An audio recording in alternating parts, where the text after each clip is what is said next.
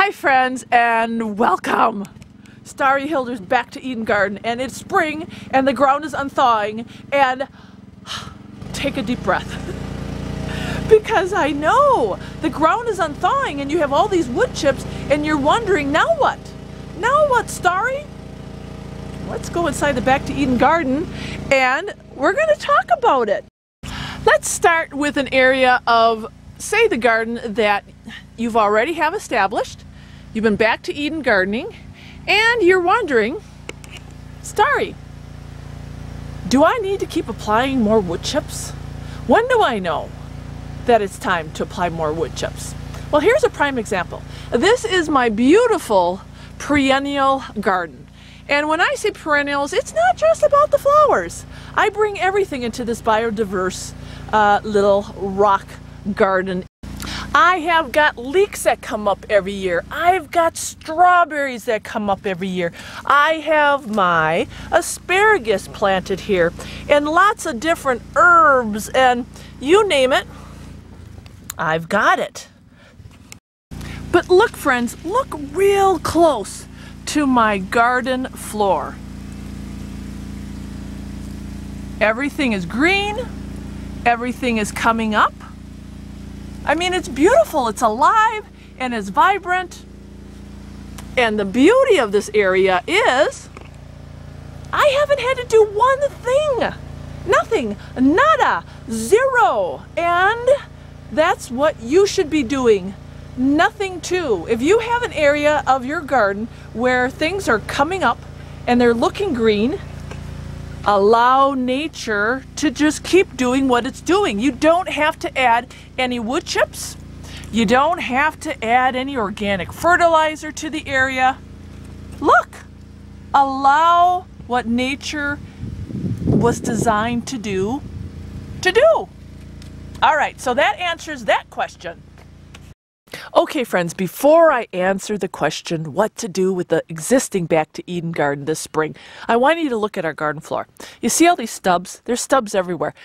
Throughout the whole garden floor, we have stubs, and those were the vegetables from last year. We didn't pull up the vegetables from last year, and there is a reason why. It goes back to that symbiotic relationship between the roots and the plant. You know, we got to thinking this fall. There's this fungi. It's called mycorrhizal fungi. And there really is a relationship between this fungi and the plants. And what ends up happening is this fungi colonizes the root system.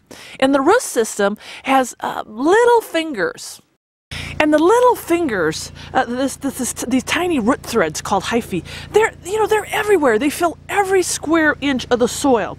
And they're like an underground food web.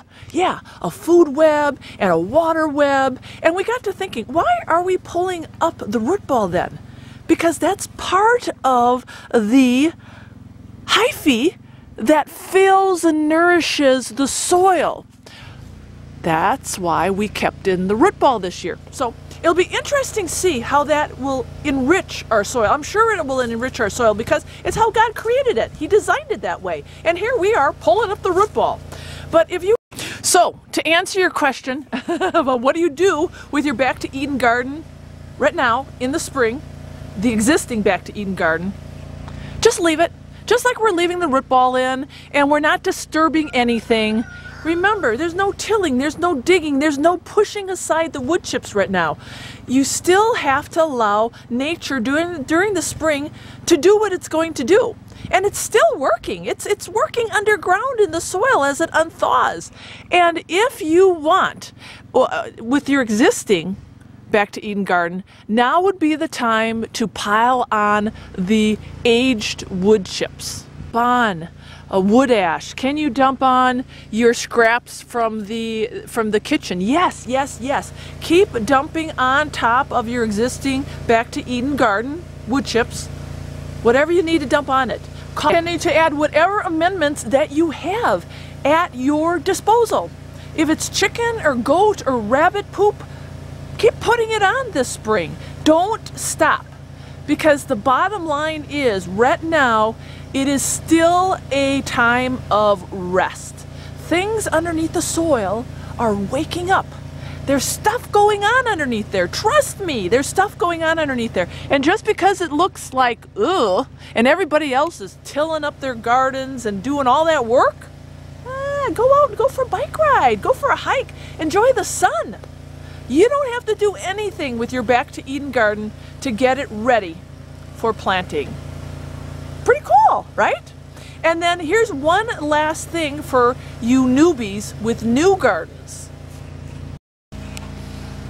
Okay, now if you are starting from scratch and you've got that big old wood chip pile that's aged over the winter, and you've got your garden spot with your soil, maybe you had to come in and bring a little topsoil in, and that's okay, but your garden is ready, get those wood chips that are aged and put them on your garden bed now, right now. Do not wait. And it doesn't make any difference how thick or how thin, whatever you have available is what you're going to put on your garden. Just layer it right on top. Don't disturb it. And then what I want you to do is go inside and start your seeds and forget about the garden. You're going to forget about the garden until it's time to plant. Okay?